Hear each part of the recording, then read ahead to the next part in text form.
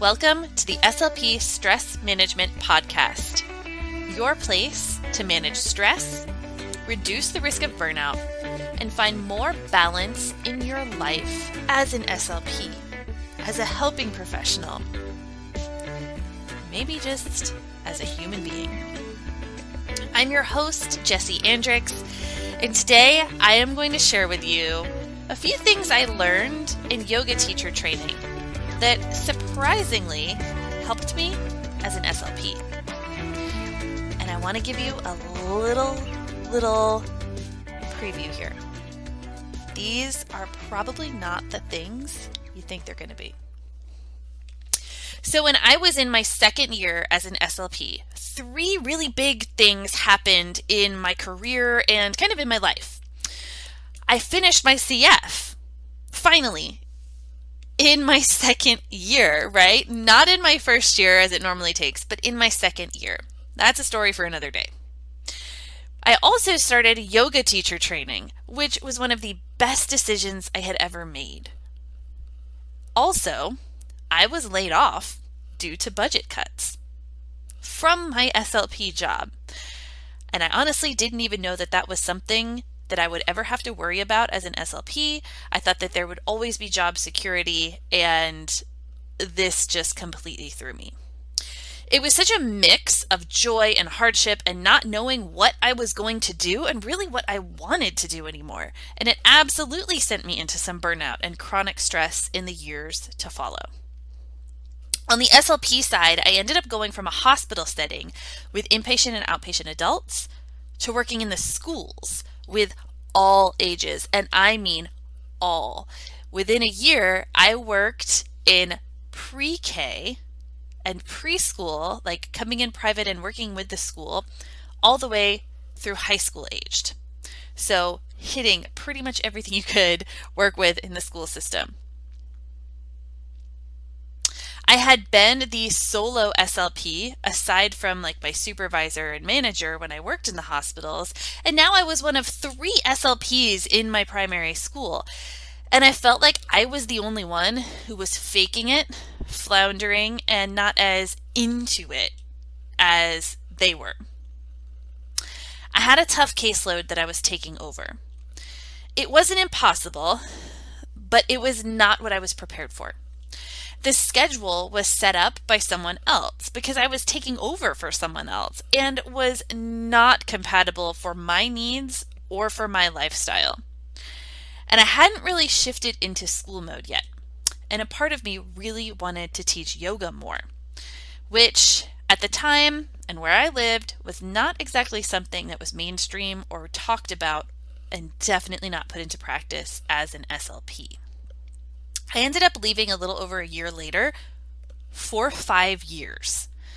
During this time, I taught yoga and mind-body fitness, and I helped run yoga studios where I lived, and I absolutely used my yoga teacher training to teach yoga every single day, obviously, right? But it was when I came back to being an SLP that I realized I could use it there as well. There were a few things I learned while training to teach yoga that helped me to be, in my opinion, a better SLP, or at least feel better about how I was working as an SLP.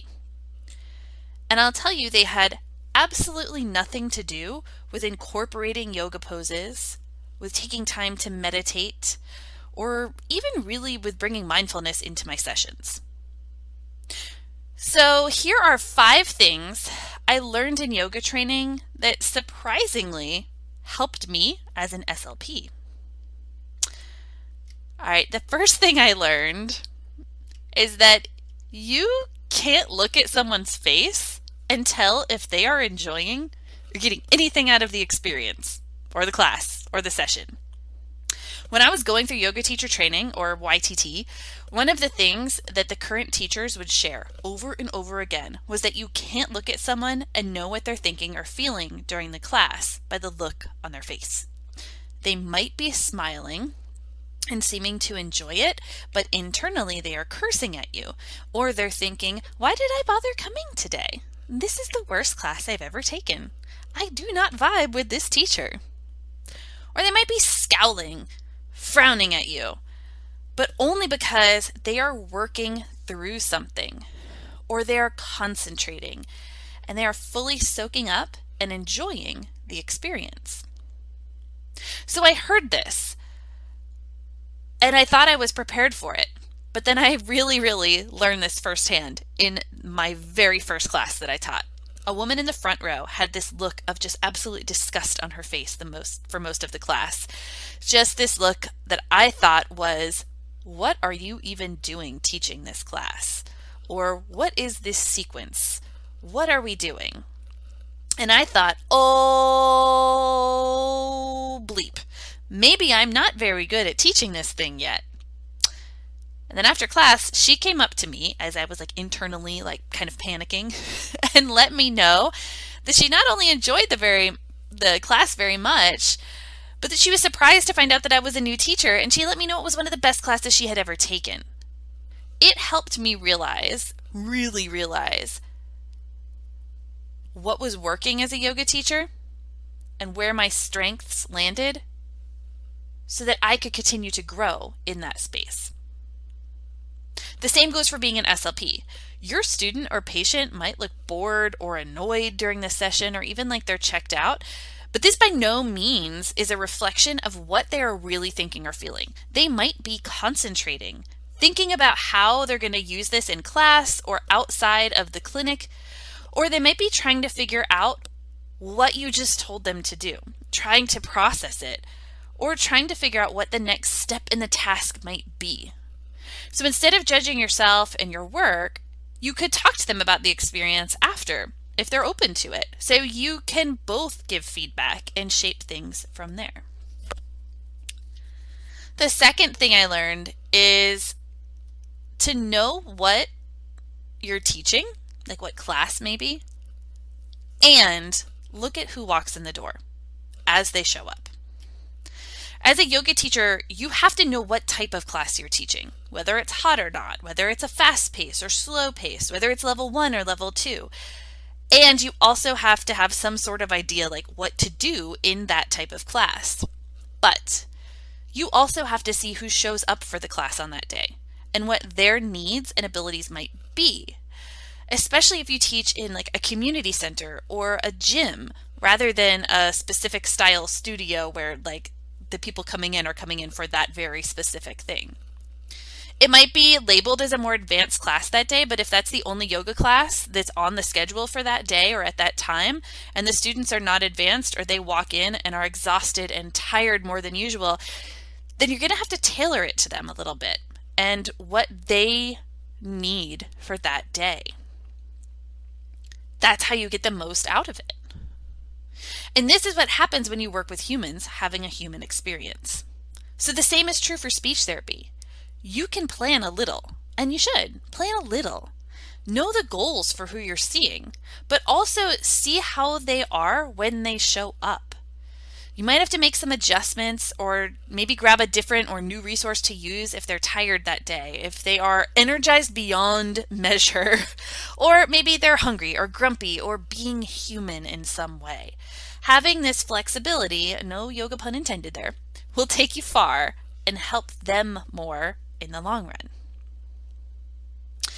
Number 3, and this is one of my favorite things, and I use this all the time, still as a yoga teacher and definitely as an SLP, having a rolodex, and that is in quotes.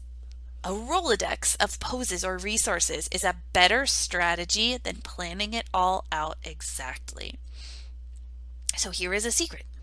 I do not plan yoga classes. I do study what I need to know if I'm teaching like a new format and know like what it's going to be, and maybe at first I do have to kind of map out what I'm doing, but pretty much I did not plan a single yoga class for years, and I rarely do now. There were no lesson plans or sequences after those first few classes I taught, and I had no there were never any like full-blown lesson plans. I never felt lost though, or stuck, or like I wasn't giving it all, or that my students would leave with less because of it. actually felt much more present and in tune because once I knew the class style and practice or planned a class or two, I relied on the advice from one of the yoga teachers from my training.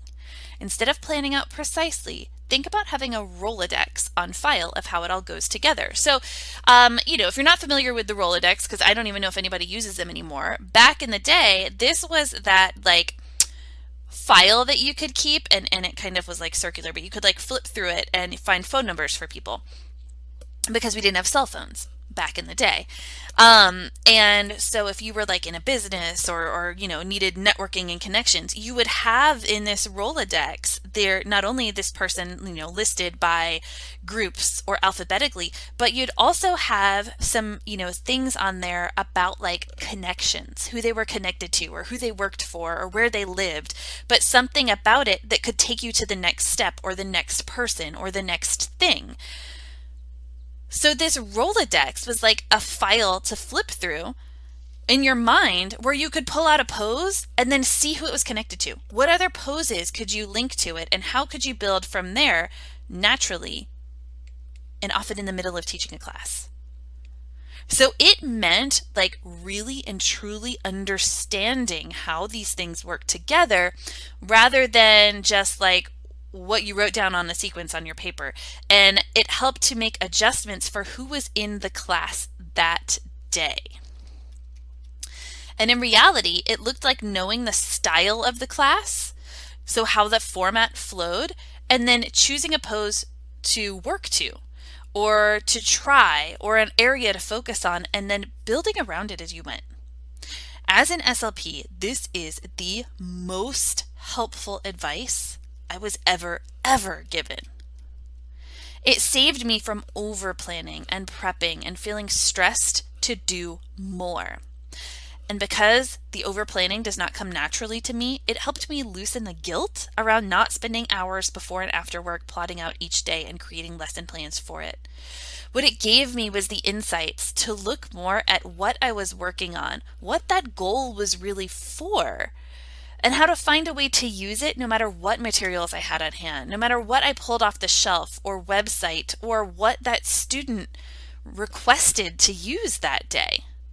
It brought humanity back to it. The fourth thing I learned is that something is better than nothing. Or you could think of it as like any bit counts for something. So it doesn't have to be all or nothing each and every time.